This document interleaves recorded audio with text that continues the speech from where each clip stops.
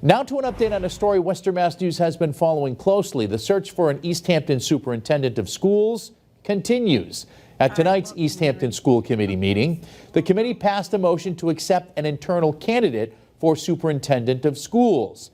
That candidate is Sarah Mochak, director of special ed. In tonight's meeting, they also voted on how to go forward with the interview process. The committee reviewed questions on each member's list and decided which member would ask what.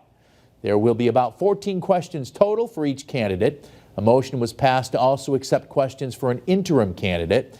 This comes after weeks of public outrage and debate after one candidate for superintendent says he had his contract rescinded after he used the word ladies in an email. And another candidate pulled out of consideration after controversial Facebook posts about women's sports surfaced.